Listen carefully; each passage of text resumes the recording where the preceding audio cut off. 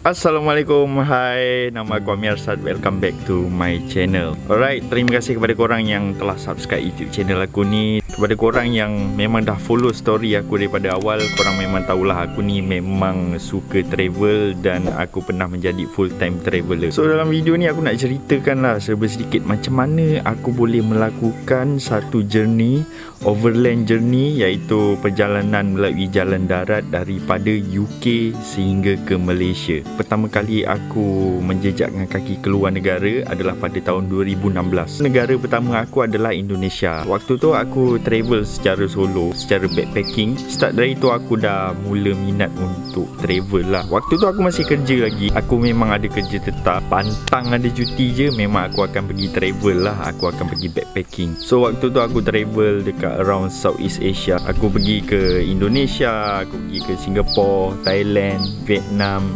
Philippines, Brunei, Kemboja. Waktu tu pun aku travel macam sekejap-sekejap je. Aku pergi paling lama pun dalam masa 5 hari saja, sebab aku memang kerja tetap dan aku memang tak banyak cuti. Dan pada masa yang sama, aku pun jumpa ramai traveler-traveler daripada negara luar. Aku merupakan seorang host couchsurfing dan juga warm showers, di mana aku buka pintu rumah aku ni kepada traveler-traveler luar yang datang ke sini yang memerlukan tempat penginapan. Aku tinggal dekat Batu Pahat, Johor. Batu Pahat, Johor ni memang bukan tempat yang famous untuk pelancong-pelancong datang. Kebanyakan traveler yang datang ke Batu Pahat ni, mereka ni adalah traveler yang travel dalam satu jangka masa yang panjang. Mereka ni betul-betul explore Malaysia lah. Mereka akan pusing satu Malaysia. Secara kebetulan mereka singgah di Batu Pahat dan aku buka pintu rumah aku ni untuk traveler-traveler yang perlukan penginapan dan tempat bermalam. Waktu tu juga aku memang ada host cyclist daripada luar negara. Aku rasa macam kagum gila lah dengan diorang ni. Kebanyakan mereka ni daripada Eropah sehingga ke Malaysia. Ada yang bermula daripada New Zealand, Australia, nak travel berbasikal sehingga ke negara mereka di Eropah. Waktu tu aku dah start mendapat inspirasi lah sedikit demi sedikit. Dari situ aku start korek cerita, bertukar-tukar pengalaman dengan mereka, dan mereka berkongsikan lah cerita macam mana mereka boleh travel merentas benua, merentas banyak negara dalam satu tempoh yang sangat panjang. So dari pengalaman mereka tu aku belajar, aku korek, dan aku secara tak langsung memang menanam satu impian untuk travel dalam satu jangka yang panjang. Dan aku terfikir ada idea untuk travel daripada negara Europe sehingga ke Malaysia dengan melalui jalan darat atau dipanggil overland. Tak kisahlah nak naik bas ke, kereta api ke, hitchhiking ke, basikal ke, apa-apa saja method. Yang penting semuanya overland. So dipendekkan cerita, aku pun waktu tu bekerja lebih kurang dalam 3 tahun dan aku ada simpanan sedikit. Dan aku telah membuat keputusan untuk berhenti kerja sebab aku nak travel. Negara Eropah pertama yang aku jejak pada waktu itu adalah England di United Kingdom. Aku telah terbang ke London pada waktu tu 18 hari bulan Januari 2018. Dia 18 18. Tarikh memang cantik gila. Aku meletakkan target dalam tempoh 1 tahun lah, dan aku target nak balik ke Malaysia pada 19. So waktu tu bermulalah cerita aku berkelana daripada negara Eropah sehingga ke Malaysia, di mana waktu tu di Eropah Barat, waktu tu aku explore Scotland, Wales, England, Perancis, Belgium, Belanda dan juga Germany. Aku waktu tu travel style backpacking lah, di mana aku mengambil public transport, aku hitchhiking. Kemudian sewaktu di Paris, waktu tu aku rasa macam travel macam gini, cara ambil public transport, tidur dekat hostel, kerap makan dekat kedai makan, restoran, sangat mahal bagi aku lah. Lebih-lebih lagi dekat negara Eropah Barat, yang memang negara Eropah Barat ni memang sangat mahal. Bayangkan sekali makan contoh kebab yang simple tu lah, untuk korang makan harganya lebih kurang dalam RM40, RM50. Air mineral sebotol yang kecil tu pun korang beli pun mungkin harganya dalam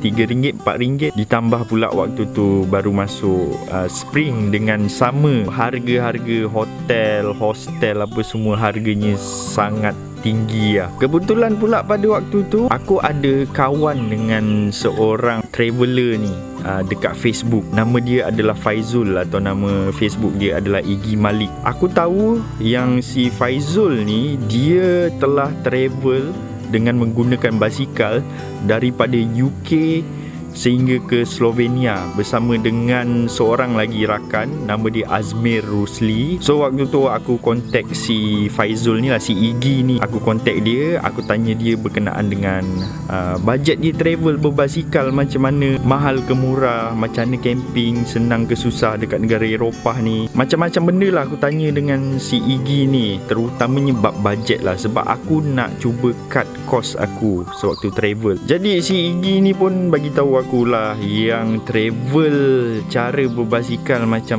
mereka buat ni memerlukan bajet yang boleh dikatakan sangat rendah, di mana mereka membelanjakan lebih kurang average dalam $5 sehari, lebih kurang RM20 macam itulah. Berbanding dengan cara aku duduk dekat hostel, adalah aku menggunakan couchsurfing juga, di mana aku boleh dapat tempat penginapan free. Average perbelanjaan aku sehari lebih kurang dalam RM50 sehingga ke RM80. Aku kalau boleh nak spend less daripada tu. So bila aku dengar Iggy ni kata diorang belanja lebih kurang dalam RM20 sehari, so aku pun rasa tertarik lah untuk beli basikal juga dan travel menggunakan basikal. Travel menggunakan basikal ni aku boleh kata untuk permulaan kos dia memang sangat besar, sebab korang kena beli basikal, kena beli barang-barang basikal, kena beli beg dan macam-macam barang lagi lah. So waktu aku tanya Iggy ni kat mana aku nak beli basikal, barang-barang basikal apa semua dekat Eropah ni, si Iggy pun bagi suggestion dekat aku, kau cuba contact seorang brother ni, dia duduk dekat Germany, dekat Cologne. Dia ni orang Malaysia, dia duduk kat Jerman, dia kahwin dengan orang Jerman. Aku panggil dia Abang Man,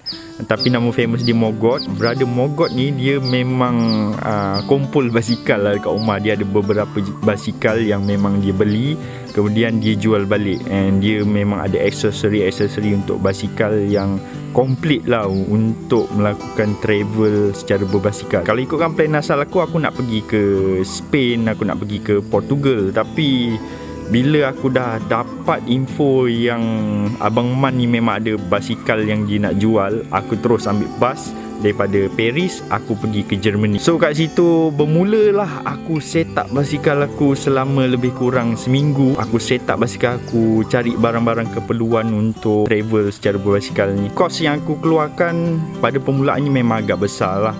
Untuk basikal tu lebih kurang dalam RM1,300, dan untuk macam bag-bag, aksesori lain aku keluarkan duit lebih kurang dalam RM1,700 lah lebih kurang. Dan apabila basikal aku memang dah siap apa semua, aku kontak balik si Iggy tu untuk join mereka yang telah berada di Croatia. Pada mulanya aku nak buat benda ni secara solo tau, tapi aku memang tak ada pengalaman langsung travel berbasikal. Aku nak betulkan basikal, tiup tayar apa semua tu, nak repair basikal pun aku memang tak tahu pada waktu tu. Aku pun mengambil keputusan untuk join mereka lah. Daripada bandar Cologne, Germany tu, aku ambil bas sehingga ke Croatia, naik bas dengan basikal aku tu lah, naik bas sekali. Dan kita telah membuat janji temu untuk berjumpa dekat sebuah bandar di Croatia yang diberi nama Split. So dekat Split, Croatia tu lah macam mana kami pertama kali berjumpa.